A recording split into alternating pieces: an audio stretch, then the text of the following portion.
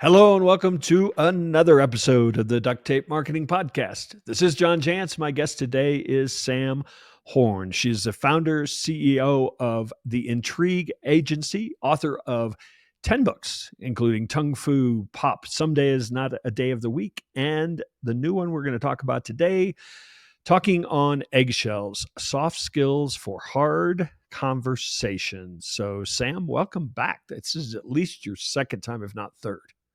Thanks, John.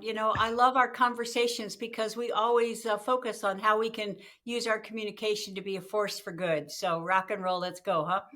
So let me start by saying, I know in the description of the book you talk about sharing everyday character building situations and offering examples of what to say and not to say. Is it just me, or does it seem like we're offered more character building situations today than ever?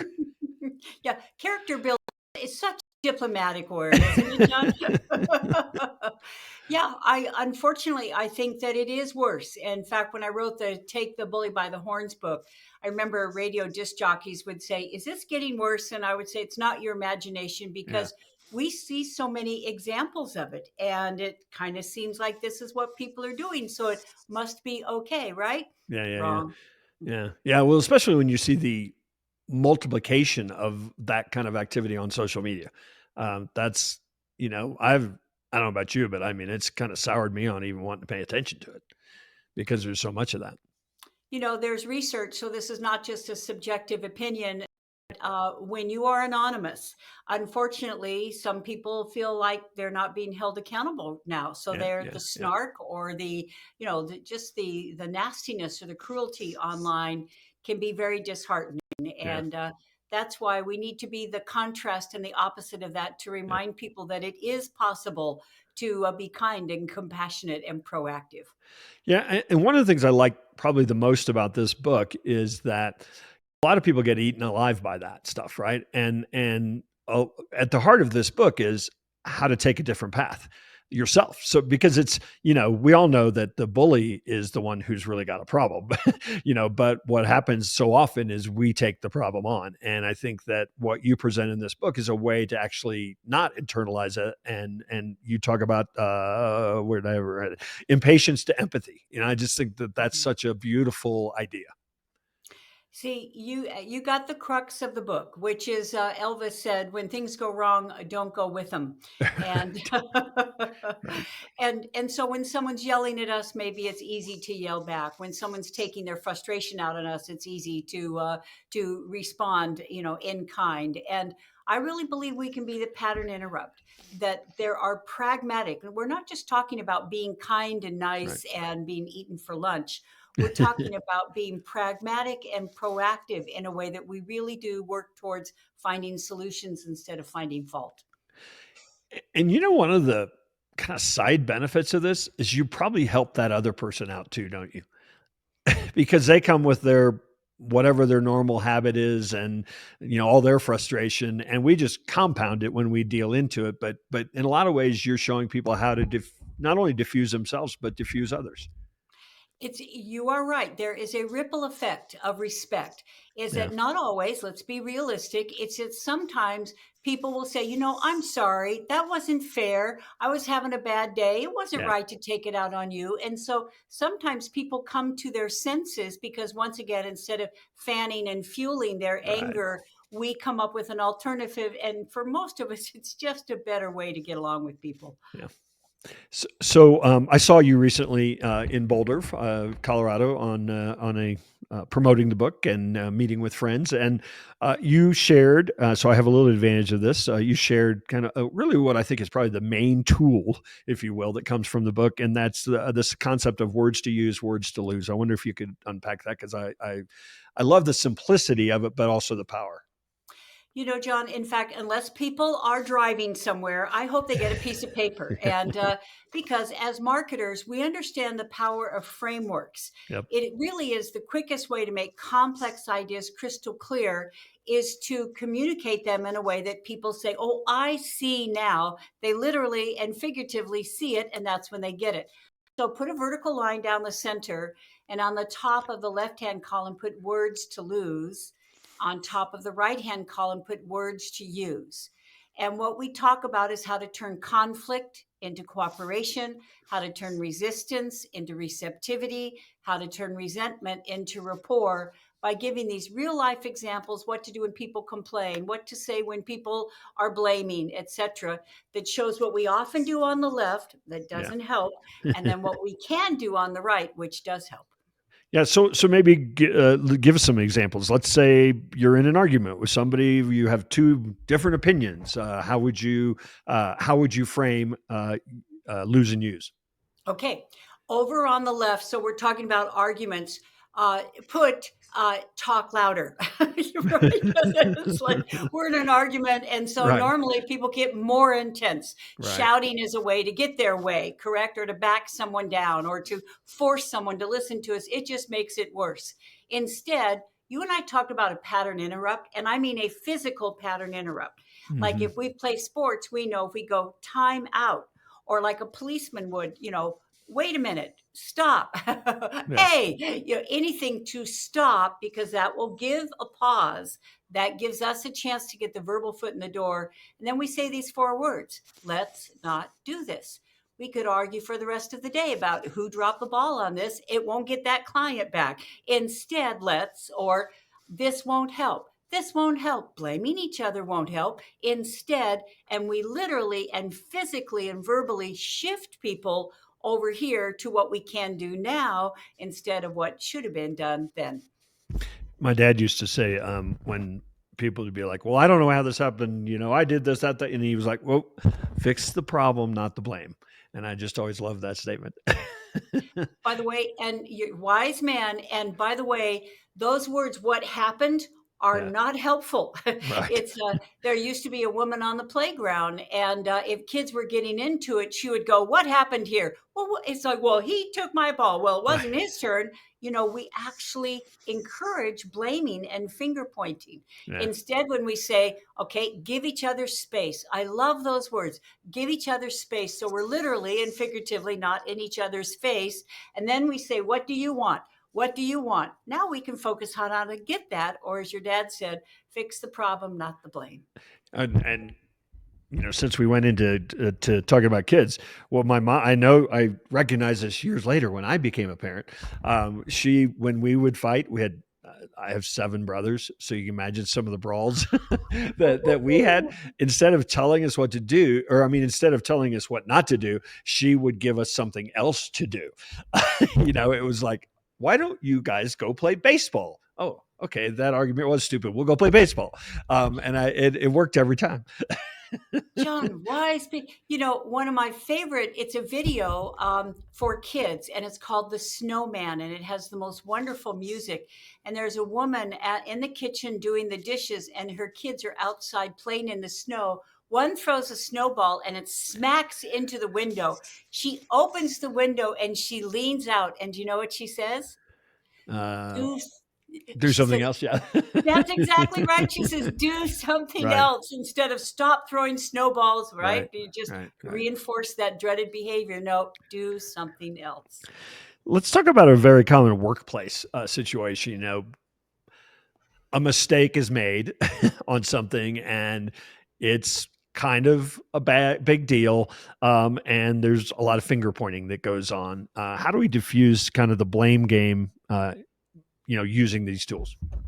Okay, over on the left, just put the word should. You should have told us you didn't know how to use a computer. You should have kept the computer on instead of losing the Yeah. files. You should have asked Charlie for help.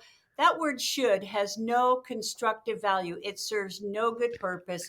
It usually pertains to the past. No one can undo the past.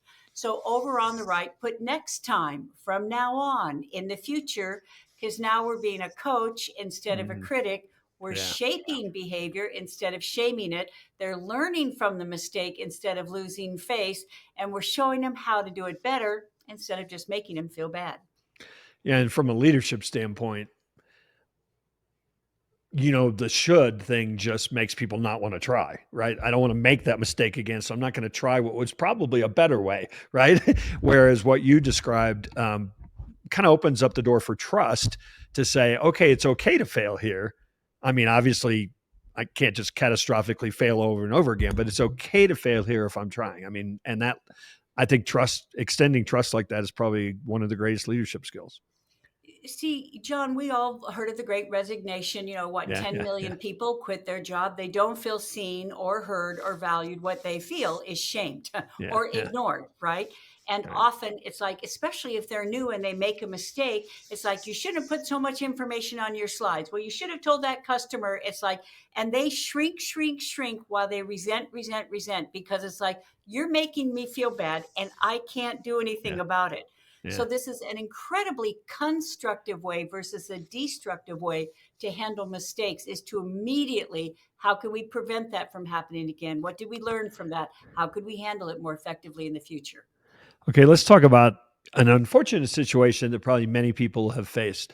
And that's just the bully. I mean, you're not arguing with the person because they're just there to accomplish one thing, right? I mean, and your point of view is not the one thing, right? So, is there a constructive way to handle the bully? Absolutely. I'm going to say something, John, that flies in the face of what we've been told. We've been told to use I replies. I don't think that's fair. I don't like to Uh, be yelled at. Guess what? With bullies or narcissists, controllers, manipulators, that's double jeopardy, because it keeps the focus on our reaction to their yeah, behavior. And if we say, I don't like being yelled at, they're thinking, good, that's yeah, why I'm yeah. doing it. I is who I came to bully. So Exactly. over on the right, I believe in interrupting, especially if this is a pattern. This isn't a one-time thing. This isn't normally a great employee who's had a really, really bad day and Yeah, just is right. having to no, no, no. This is over time, repeatedly, intentionally. We can see they're doing this to get their way. Stand up and speak up for yourself. And by the way, if you're seated and they're standing, which is often what happens because they're dominating you, this is a dominant, submissive kind of thing. Literally and figuratively, stand up for yourself. Yeah, Stand up, use their name. Say Bob, say Sarah. You are welcome to come back when you are ready to treat me with respect, or enough, yeah. or this conversation is over, or we'll revisit this when and now you're keeping the attention where it belongs, which is on their inappropriate behavior instead of our reaction to it. So, really, I interview a lot of business book authors. You're a business book author, but this book is really a self-development tool that anyone, we've talked about parents using it. We've certainly talked about in the workplace. We've talked about with bullies in any situation, probably family arguments we could cover pretty easily. So in a lot of ways, it's just would you call this a soft? Well, you do call this soft skills. So it's really a soft skill that we need to work on, right? I mean, as a habit. So how do you? Obviously, there are situations that are up that present themselves, and you're like, oh, I remember Sam's book. I'm going to use this here. But to really habituate it, how can we practice it, keep it top of mind? Well, I tell you, is that if, with your permission, John, through you, we'll send people a words to lose, words to use Perfect. reminder card that they can put right by their laptop. They can put it right by their desk, on their refrigerator, and here's why. You just brought up, it's a skill.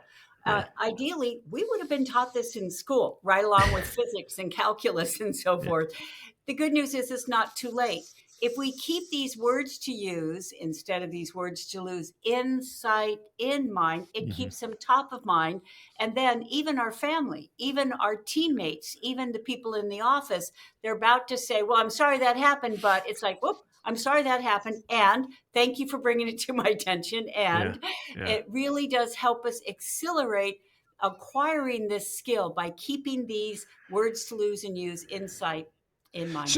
So are these words actual words that you have on the card, or are we in charge of creating that list? Well, No. Okay. both. Okay. Because I love it when people say, "Do you ever add words to your list?" Yeah. Yeah. All Yeah. the time. What you got? Tell me. Yeah. It's in fact, a guy came up after a session and he said, "Do you ever add words to your list?" And I said, "Yeah." I said, well, "Which word would you like to add?" He said, "Well, this word, it causes so many problems." I said, "Good. What's the word?" He said, "That's the word." I said, "No, what's the word that caused the problems?" He says, "Yes." I said, I felt like who's on first, right? And it was the word problem. Just put the word problem on the left. How do Yeah. we wrap up meetings? Any other problems we need to talk about? Right, right. Can I go ahead with that project? Sure, I don't have a problem with that. What's your problem? Oh boy. For Yeah. most people, the word problem means something's wrong, and we use it even when there's nothing wrong, and now there is. Yeah. Yeah. So, So your books, one of the things about your books, all well-written books, frankly, have a lot of stories, and you are a great storyteller.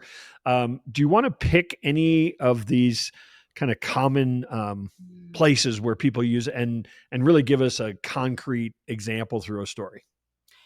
and I'm so glad you asked that, because this is a personal story. However, after having the pleasure and privilege of doing speaking engagements and workshops and podcasts, the feedback is this is the story people remember, and Mm, this is the one that changes the way they deal with someone in the heat of the moment.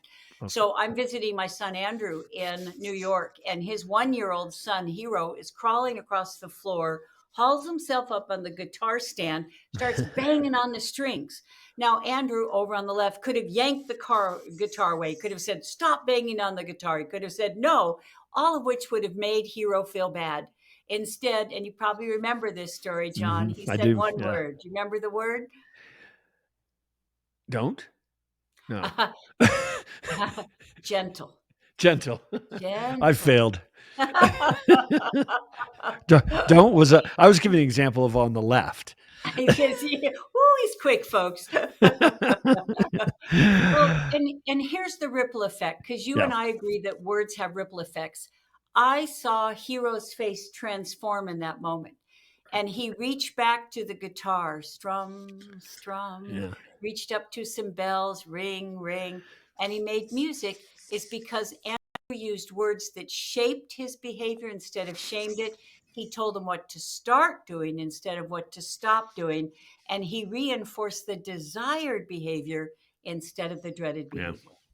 So, Sam, how could you make this a bit of a movement where people would start teaching this in schools and people would start having not just workshops but coaching inside the workplace?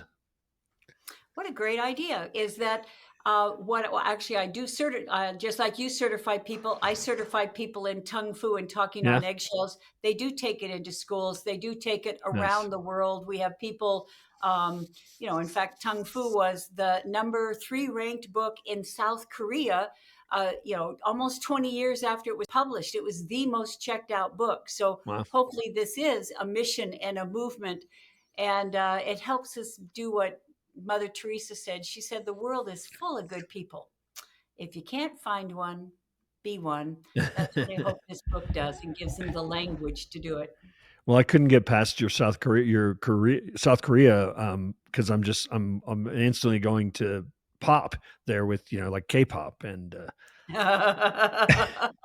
Quick mind there, John. so, well, Sam, tell people where they can find out, obviously, about more about your work. We will have the link to the template that you offered, the card that you offered, and obviously find out more about all of your works, including talking on eggshells. Well, thank you. It's easy. Go to samhorn.com. And I've got my TEDx talks there. I've got, Yep. I love quotes, got a lot of good quotes on how to be a good person there. And also, if they follow me on LinkedIn, I post usually a couple times a week with new examples and with new phrases and techniques and recommendations that aren't even in the book. So hopefully, we'll just keep expanding this message and mission and Yeah. movement. That's it's fun about, I think, lots of books. Most authors would say this, but a book like this, I'm sure you're getting a lot of feedback where people did something or they tried something, and you're hearing their story of how it worked, and that's probably one of the most gratifying things as an author. I suspect it is for me, certainly. And we're back to the ripple effect, because Yeah, so you're in the marketing space, in the leadership entrepreneur space, and what means so much to me is when Albert Schweitzer said, in influencing others, example is not the main thing, it's the only thing. So if we go first and we set the example, once again, our teammates, our customers, our family members are more often likely to follow our example. And that way we really can be a force for good. Yeah. Awesome. Well, Sam, it was always great. I appreciate you taking a moment to stop by the Duct Tape Marketing Podcast, and hopefully we'll see you again soon out there on the road. I will look forward to it.